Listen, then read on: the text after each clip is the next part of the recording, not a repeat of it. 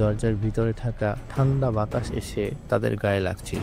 রাহুল হাত বাড়িয়ে দরজা ঠেলে ভিতরে ঢুকিয়ে দেয়। ঘরটা পুরাই ফাঁকা, তবে কান্নার শব্দ আরো স্পষ্ট হয়ে উঠছে।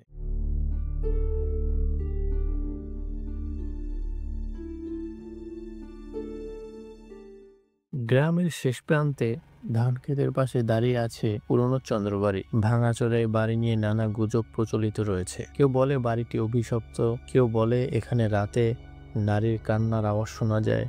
কিন্তু রাহুল আর আবির এসব গল্পে বিশ্বাস করে না। তাই সাহসী দুই বন্ধু এক অমাবস্যার রাতে সিদ্ধান্ত নেয় তারা চন্দ্রবাড়ির রহস্য উদ্ঘাটন করবে। অন্ধকারে টর্চ হাতে তারা বাড়ির সামনে এসে দাঁড়ায়। বাড়িটির ভৌতিক অবয়ব দেখে কিছুটা ভয় পেলেও কেউ তা স্বীকার করতে চায় না। ভাঙা দরজার কর্কশ আওয়াজ আর নিস্তব্ধ পরিবেশ তাদের হৃদস্পন্দন বাড়িয়ে তোলে। রাহুল বলে, চল ভিতরে ঢুকি। বাড়ির ভিতরটা যেন অন্য আরেক জগৎ। ধুলো মাখা মেঝে, দেওয়ালে ছোপ ছোপ দাগ, আর ফাটল ধরা ছাদ থেকে ঝরে পড়া প্লাস্টার। চাঁদের ম্লান আলো ফাটল দিয়ে ঘরে ঢুকছিল। তারা ধীরে ধীরে এগোতে থাকে। হঠাৎ গভীরতা ভেঙে একটি নারীর মৃদু কান্নার আওয়াজ শোনা যায়। আবির থেমে ফিসফিস করে বলে, এটা কি তুই শুনতে পাচ্ছিস?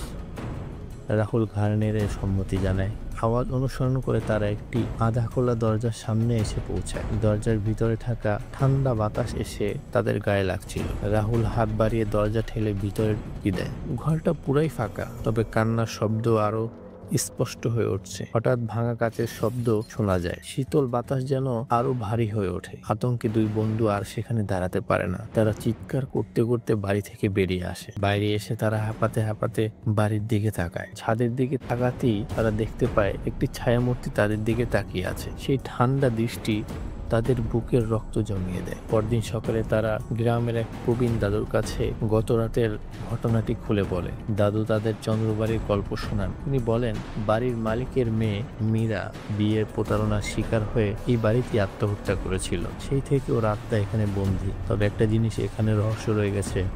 মীরার মৃত্যুর আগে একটি লেখা চিঠি। কেউ জানে না চিঠিটি কোথায় আছে। এই কথা শুনে রাহুল আর আবির হতভম্ব হয়ে যায়। তারা ভাবতে থাকে, মীরার চিঠিতে কি এমন লেখা ছিল যা তার আত্মার মুক্তি দিতে পারে। তারা ঠিক করে চন্দ্রবাড়িতে আবার ফিরে যাবে, এবং এবার শুধু রহস্য উদ্ঘাটনের জন্য নয়, মীরার আত্মাকে মুক্তি দেওয়ার জন্য। তো বন্ধুরা, গল্পটি কেমন লাগলো? যদি ভালো লেগে থাকে ভিডিওটিকে একটি লাইক করে শেয়ার করে দিন। আর এ ধরনের আরো রহস্য রোমাঞ্চকর ভিডিও পেতে আমাদের চ্যানেলটি সাবস্ক্রাইব করে পাশেই থাকুন। দেখা হচ্ছে নেক্সট কোনো এপিসোড নিয়ে। সে পর্যন্ত ভালো থাকুন, সুস্থ থাকুন। আজকের মতো এখানেই বিদায় নিচ্ছি। আলবিদা।